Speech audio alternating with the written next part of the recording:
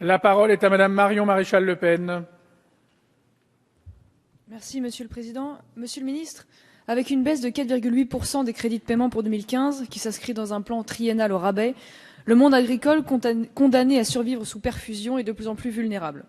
En voulant supprimer les exonérations des charges sur les contrats saisonniers, qui concourent à la compétitivité de notre agriculture, vous confronterez toujours plus la main-d'œuvre française au dumping social de pays à faible coût de main-d'œuvre, tels que l'Allemagne, l'Italie, l'Espagne.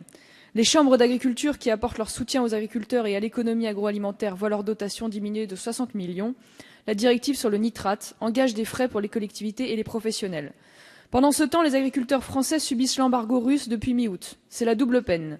D'un côté, ils subissent la concurrence déloyale d'États européens et extra-européens qui inondent le marché français de leurs exportations, avec la complicité d'ailleurs d'administrations publiques qui font fi du patriotisme économique, et de l'autre, ils ne peuvent plus exporter. Les pertes pour l'agriculture et l'agroalimentaire français s'élèvent à 500 millions, selon le président de la FNSEA, produits laitiers et viande en tête. Dans le département de Vaucluse, les filières pommes et poires sont particulièrement impactées. Solution pernicieuse, si la Commission décide de recourir aux 430 millions de la réserve de crise, les professionnels aidés devront renoncer à 1% des paiements directs prévus par la PAC.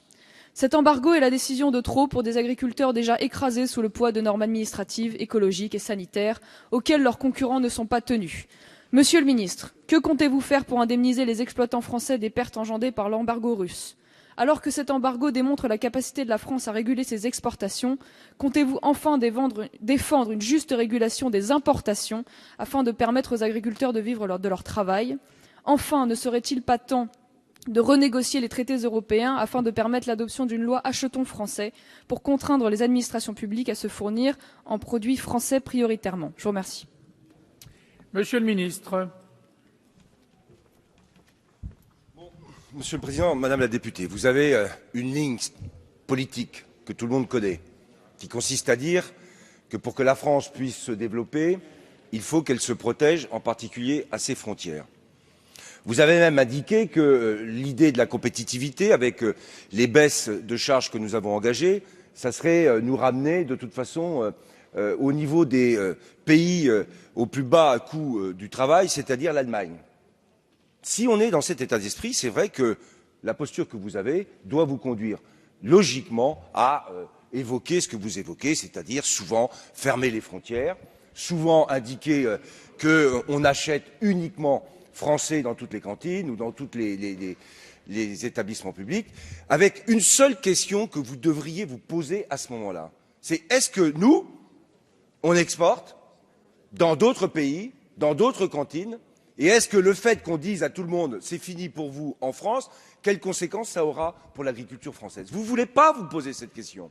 Vous ne vous la posez jamais. Et vous laissez croire à tous les agriculteurs que vous rencontrez qu'en fermant, vous allez sauver l'agriculture française. Je vous dis non. Je vous dis non. La question, elle est simple. Est-ce qu'on est capable, oui, d'avoir une grande agriculture en France, dans l'Europe et dans le monde? Oui. La preuve, on exporte. La preuve, sur la volaille, on continue à exporter, à gagner de l'argent sans restitution, malgré ce que dit M. Le Fur et qui n'a rien fait pendant 10 ans sur cette question. Voilà le sujet. Voilà la question. Elle est là. Et vous ne pouvez pas résumer le sujet comme vous l'avez fait.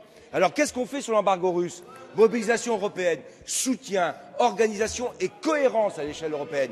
Moi, j'ai refusé que la Pologne capte l'ensemble du budget. La Commission nous a suivis et aujourd'hui, on va aider les filières qui sont en difficulté. C'est ce que nous faisons sur 3 points.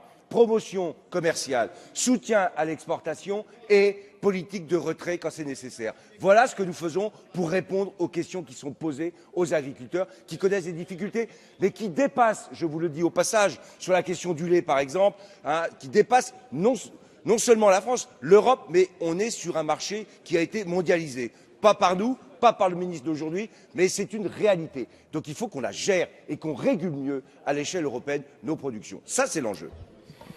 Merci. Nous en avons terminé avec les questions.